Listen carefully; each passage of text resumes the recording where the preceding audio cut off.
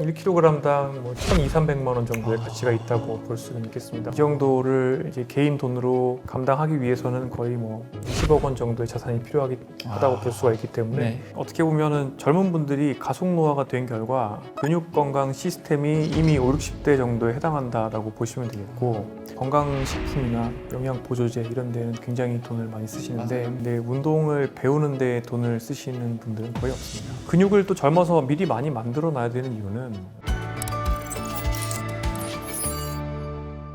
오늘은 이 건강 수명을 올려주는 이 운동에 대해서 심층적으로 다뤄보도록 하겠습니다. 오늘도 특별한 분들을 자리에 모셨는데요. 간단하게 자기소개 부탁드립니다. 안녕하세요. 서울아산병원 노년내과에서 근무하고 있는 정의원이라고 합니다. 반갑습니다.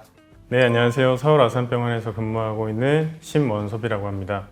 요즘 유튜브 영상 보면 많이 나오는 얘기가 2030 때부터 운동을 해두지 않으면 중년 이후 신체가 기능이 급격히 떨어지면서 노화가 더 빨리 온다고 하더라고요. 이게 사실인가요? 일단은 젊었을 때부터 근육 건강을 잘 만들어 놓지 않으면 장기적으로는 대사 시스템이 굉장히 빨리 노화가 되고, 대사 시스템이 노화가 된 이후에는 그것을 회복시키는 데 굉장히 큰 노력이 들게 됩니다. 그래서 일찍 근육 자산을 만들어 놓는 것이 굉장히 중요하다고 볼 수가 있습니다. 나이가 들었을 때 신체 기능이 굉장히 떨어지고 그래서 중병을 앓고 나면은 그 다음에는 이제 걸어서 댁으로 가시기가 어려울 가능성이 커지죠. 네, 그러면 이렇게 젊을 때 해야 더 건강한 노후를 보낼 수 있는 이 운동의 가치를 돈으로 환산해 보면은 어느 정도의 가치가 있을까요, 교수님께서? 예, 젊었을 때의 피크 근육량에서 10kg 정도의 근손실이 발생을 하게 되면 한 1kg당 1,200~300만 원 정도의 가치가 있다고 볼 수는 있겠습니다. 근육 건강에 문제가 생기거나 아니면 인지 건강에 문제가 생기게 되시면 장기 요양 요구가 필요해지는 경우가 많고, 그런 경우에 이제 와상이라고 해서 침상에서 지내는 상태가 되게 되면 24시간 간병이 필요한데, 현재 물가로 한 거의 500~600만 원 정도가 월간 들어가게 됩니다. 이 정도를 이제 개인 돈으로 감당하기 위해서는 거의 20억 원 정도의 자산이 필요하다고 볼 수가 있기 때문에 환산해 보면 사실은 근육 1kg의 가치가 1억이 넘을 수도 있습니다. 어떻게 보면 이성한테 잘 보이기 위해서 육체미를 만드는 게 아니라 진짜 내 삶을 위해서, 또 노년의 건강한 삶을 위해서도 정말 필요한 것 같습니다. 또 나이가 들수록 이 근육이 자연스럽게 줄어든다고 하잖아요. 실제로 30세 이후에 매년 1~2% 정도씩 근육이 감소한다고 그러고, 50세 이후에는 3~5%, 70세 이후부터는 젊은 층에 비해 30% 이상 감소된다고 하는데, 근육이 점점 줄어드는 이유는 뭔가요? 근합성과 관련된 여러 가지 시스템 중에 중요한 것들이 몇 가지 있고요. 첫 번째 성장 호르몬입니다. 두 번째로 성 호르몬도 있습니다. 세 번째로 내 몸의 대사 노화 정도와도 관련이 있는데, 일단 30대가 지나고 나면 성 호르몬 레벨이 줄어들고 성장 호르몬 레벨이 줄어들게 됩니다. 그리고 대사적 건강 상태가 조금씩 나빠지게 되는데, 이런 것들 때문에 동일한 양의 근력 운동을 수행한다 하더라도 근성장이 잘 되지 않죠. 20대에 비해서 현저히 떨어지게 되고요. 또 스트레스 호르몬도 굉장히 중요합니다. 예를 들어서 수면이 부족하거나 또는 정신적 스트레스를 많이 받는다거나 하게 되면, 또는 음주를 하거나 흡연을 많이 한다거나 스트레스 호르몬 레벨이 증가되게 되는데, 이 스트레스 호르몬은 직접적으로 근단백 분해를 촉진합니다. 그래서 그러다 보면 근감소가 오는 것이죠. 심원섭 선생님은 어떻게 생각하십니까? 특히 이제 나이가 들면서 제2형 근섬유의 비율이 이제 떨어지게 되는데, 제2형 근섬유는 빠른 속도의 운동을 하고 웨이트 트레이닝을 이제 위주로 생각하시면 좋을 것 같습니다. 이 제2형 근섬유의 비율이 떨어짐으로써 근력이 떨어지는 것은 물론 신체 기능이 떨어지는 것이 특징입니다. 그래서 이를 예방하기 위해서 이제 꾸준한 저항 운동이 필요하게 되는 거죠.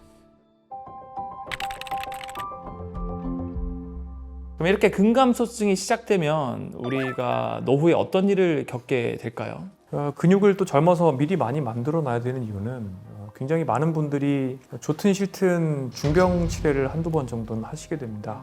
그럴 때 큰 병원에 입원하셔서 일주일이나 열흘 정도 누워 계시게 되면 실제 젊은 사람이건 노년이건 할 것 없이 한 30% 정도 기능 악화가 발생한다는 게 돼 있는데, 충분한 양의 근육 통장을 내가 만들어 놓지 않으면 나중에 큰 병 치레를 하고 나면 다시는 침대를 벗어나기 어려울 가능성이 생기는 거고, 그 다음에 따라오는 게 결국에는 근감소에 의해서 삼키는 게 어려워지고 연화장애 생기고, 그러다 보면 폐렴이 오고, 결국에 입퇴원 반복하면서 당연히 24시간 간병이 필요하고 삶의 질이 떨어지는 노후를 보낼 가능성이 증가됩니다.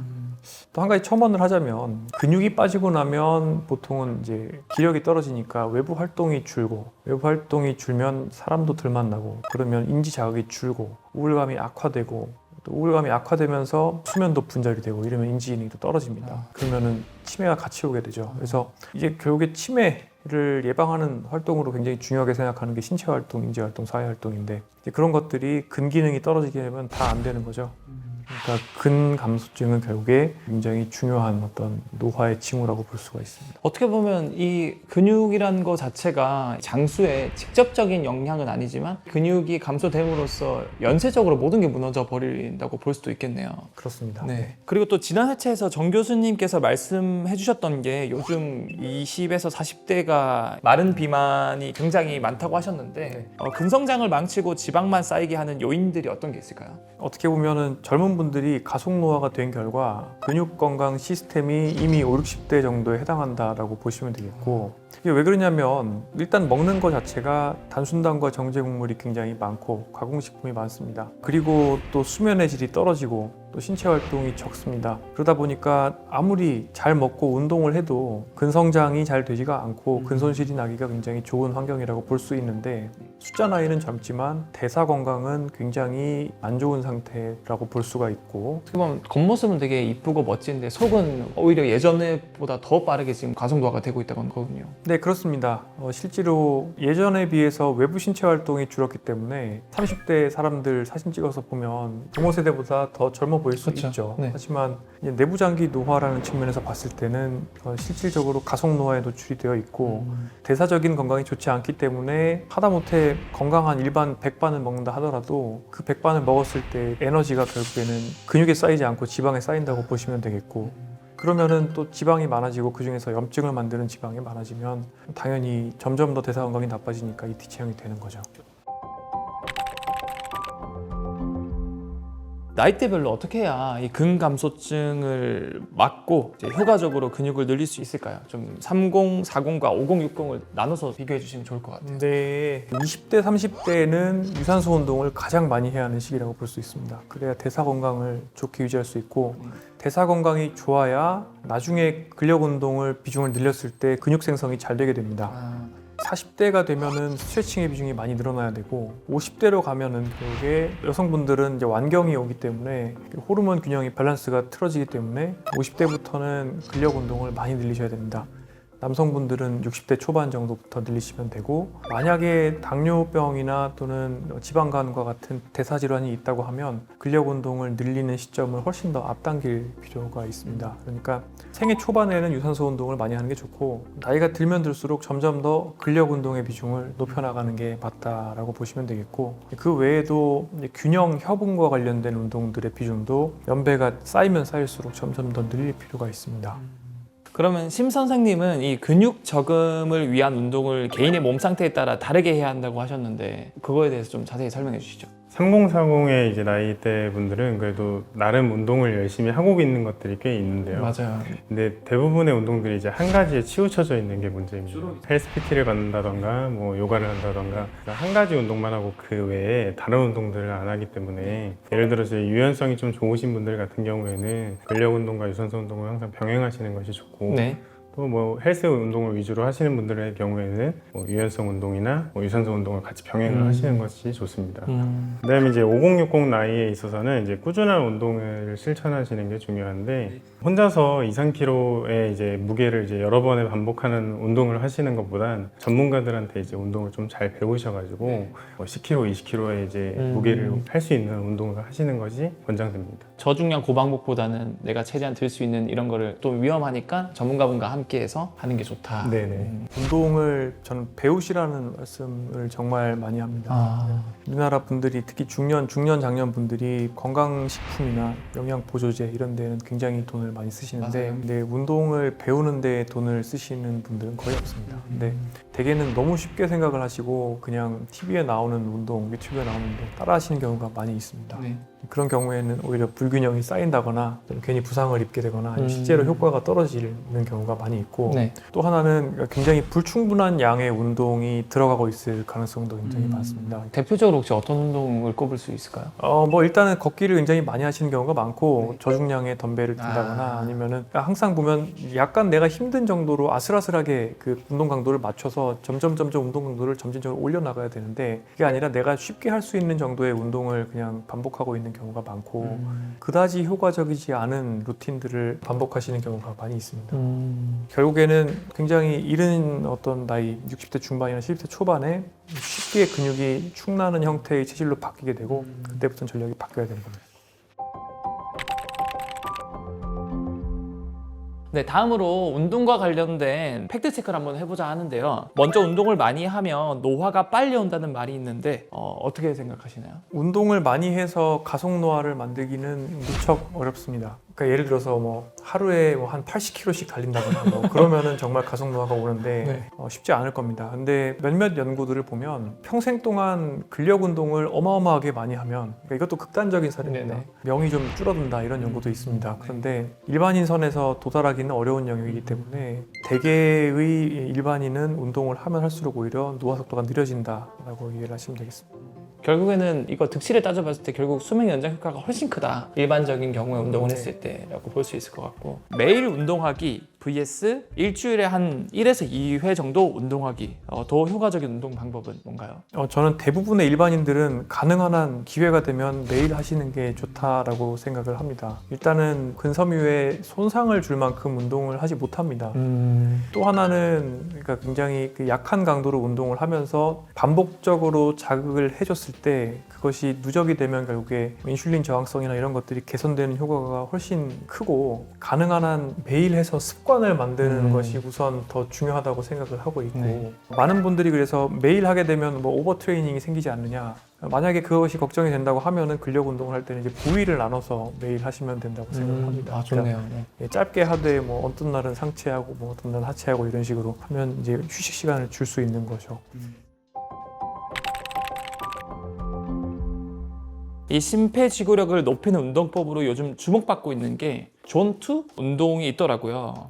어떤 운동인지 정 교수님께서 먼저 짧게 설명해 주시겠습니까? 존2라고 하면은 이제 심박수 기준으로 봤을 때 대략 한 뭐 130 정도를 유지를 하는 건데요. 그러니까 대략 최대 심박수의 한 60% 정도에서 운동을 하는 거죠. 숨이 턱에 찰 때가 100이라고 쳤을 때 이 정도는 뭐 달리면서 노래를 흥얼거릴 수 있을 정도? 노래할 수 있고 대화가 가능하고 한 문장도 말할 수 있는 정도인 건데요. 네네. 마라톤을 할 때 우리가 LSD라고 해서 롱 슬로우 디스턴스라고 얘기를 하는데 그게 존2라고 보시면 되겠습니다. 존2의 운동은 어떤 효과가 있냐면 기본적으로는 물론 심폐지구력을 개선하는 효과도 있고 궁극적으로는 지방을 태울 수 있게 만드는 데 있습니다. 지속적으로 지방을 태워서 계속해서 나에게 연료로 사용될 수 있게 몸을 리모델링하는 운동이라고 생각을 하시면 되겠고, 존2에 너무 집착할 필요는 없다고 생각합니다. 왜 그러냐면 어떤 분들은 정말 하루에 1시간 존2만 한다 뭐 이렇게 말씀하시는 분들도 있는데 이제 그렇게 치우치는 건 역시 또 좋지 않다고 봅니다. 심 선생님께서는 존2를 하는 데 있어서 좀 좋은 운동들 몇 가지만 말씀해 주시면. 존투 운동의 이제 대표적인 것들은 사실 파워워킹 같은 거 있잖아요. 빨리 걷는 시속 4에서 5 이상을 걷는다던가 또는 트레드밀이나 러닝머신, 수영 뭐 이런 다양한 유산소성 운동을 통해서 존투 운동이 가능해집니다. 요즘엔 그 천국의 계단이라 그래서 네, 스탠밀은 존2로 그게 가능한 거 아니면 존5까지 올라가나 하다 보면. 저는 천국의 계단이 30대, 20대 이런 분들한테, 특히 여성분들한테는 굉장히 좋다고 생각합니다. 코어 운동이 동시에 되기 때문에 이제 여성분들이 취약한 게 결국엔 코어고 그게 만병의 근원이 되기 때문에 단순히 트레드밀을 하면서 스마트폰 보면서 걷기보다는 천국의 계단을 많이 하시라고 말씀을 드립니다. 알겠습니다. 네. 그러면 방금 말씀해 주신 이 VO2 맥스 최대 산소 섭취량이라고 저도 찾아보니까 나오던데, 이게 또 종합적인 사망률과 직접적인 연관이 있다는 논문이 있더라고요. 이 심폐지구력이 좋을수록 사망 위험률이 낮아진 반면 낮을수록 치명적인 사망 위험 요인으로 작용했다고 하는데, 심폐지구력이 낮을수록 이 VO2 맥스 최대 산소 섭취 능력, 이게 정확하게 뭔가요? VO2 맥스는 결국에는 내가 산소를 분당 얼만큼 써낼 수 있느냐, 그것이 결국에 내 몸의 실질적인 출력이라고 보면 됩니다. 차로 봤을 때 최대 출력. 네, 최대 출력이라고 생각을 하시면 될 것 같고, 젊은 사람에서 정말 한 가지만 본다, 그 사람의 성능을 보는 데 있어서요, 그러면 정말 이 VO2 맥스가 맞습니다. 정말 아주 중요합니다. 이것은 그 사람의 어떤 기대 여명이라든지 또는 전반적인 피트니스를 확인하기 위한 가장 중요한 지표라고 볼 수 있겠습니다. 그러면은 심 선생님께서도 부가 설명이 가능하실까요? VO2 max에 대해서? 최대 산소 섭취량 같은 경우에는 심장의 기능적 용량이라고 이제 이해하시면 편한데, 만약에 정희영 교수님의 이제 러닝 페이스로 저희가 다 같이 러닝을 했을 때 이 느끼는 힘든 그 강도가 다른 거죠. 마라톤 선수들이나 이런 실제 유명한 선수들을 보게 되면 막 90, 80 막 이렇게까지 올라가시는 분들도 많거든요. 그러면 이런 것들은 측정을 할 수 있는 기관이나 어디 뭐 장소가 있나요? 보통 일반인 분들 같은 경우에는 대학병원에 1.6km를 이제 빠르게 걷는다던가 12분간 전력 질주를 해야 돼서 평가하는 방법인데, 이런 게 사실 불편하잖아요. 어렵고 이래서 건강검진을 통해서 주기적으로 평가하시는 것이 가장 좋습니다. 참고로 제가 달리기를 좋아하는데 저는 이제 10km 달리기 할 때 최대가 킬로미터당 4분 한 25초, 8초 정도 나오거든요. 굉장히 빠르시네요. 이런 걸 까기 좀 부끄럽지만 네. 저는 한 10km를 39분 정도에 뛸 수 있습니다. 마라톤을 많이 나가시고 와, 거의 아마추어의 거의 탑 레벨이시죠. 이 그렇지 정도면. 않습니다. 야, 대단하시네요. 개인적으로 제가 존경합니다. 39분 마의 벽인데. 네, 아무튼 이걸 하면서 또 궁금했던 게, 결국 이런 VO2 max 최대 산소 섭취량을 높이는 게 건강 수명 연장에도 도움이 되나요? 당연합니다. 이거는 뭐 근육량이 많은 것과 비슷합니다. 그러니까 심폐지구력 관점에서의 통장 잔고라고 보시면 됩니다. 예를 들어서 또 단적으로 얼마 전에 코로나 걸려서 일주일 동안 뭐 댁에서 밖으로 못 나가신다, 네네. 이러면은 디트레이닝이 엄청 되거든요. 네네. 그런 상황에서 그 이후에 일상생활에 지장이 없고 계단도 잘 올라가려면 어느 정도의 잔고가 필요한 거죠. 그러니까 또 한편으로는 최대 산소 섭취량이 높은 사람은 대사적 관점에서 가속노화가 안 됐을 가능성이 굉장히 높죠. 왜냐하면 이게 끊임없이 내가 관리를 해줘야지 유지가 되는 거기 때문에, 지금 한 시점에서 최대 산소 섭취량이 높다라는 사람은 네. 당연히 이 사람은 어떤 당대사라든지 또는 혈관 건강이라든지 모든 것들이 굉장히 건강하게 유지가 되고 있는 겁니다. 그런 것들이 당연히 미래의 어떤 질병 발생이나 사망이나 예측력이 있는 거죠. 네, 오늘 정희연 교수님 그리고 심원석 선생님과 함께 운동에 관한 이야기를 나눠봤습니다. 마지막으로 머리로는 알지만 이 운동 습관을 좀 가지기 힘들어하시는 많은 분들을 위해서 짧게 한마디씩 해주신다면. 운동 습관 들이기 어려우신 분들한테 제가 꼭 한마디를 드리면, 네. 일단은 밖에 나가셔야 됩니다. 혼자서 운동 그냥 헬스장 가서 하시다 보면 방법을 모르기 때문에 결국에 운동이 지속이 안 되는 거거든요. 네네. 그러니까 반드시 운동을 꼭 트레이너 선생님들이랑 같이 배워서 하시면 좋을 것 같습니다. 저는 이 습관 회로를 만들기 위해서 처음에는 매일 유사한 시간에 운동을 시도를 해보셨으면 좋겠고요. 근데 뭐 그러기 전에 사실은 이제 운동이 나한테 도움이 되려면 기본적으로 챙겨야 될 것들이 있습니다. 잘 자야 되고, 또 잘 먹어야 되고, 또 스트레스를 좀 줄여야 되고, 그래야지 운동을 한 것이 나한테 유익한 효과로 들어오기 때문에 다른 생활 습관도 같이 개선을 하시면서, 전면적인 개선을 하시면서 운동을 습관을 들이시면 좋겠습니다. 네, 저희 롱런은 다음 시간에도 병상 생활 없는 노후를 위한 전문적인 솔루션을 알려드리도록 하겠습니다. 감사합니다.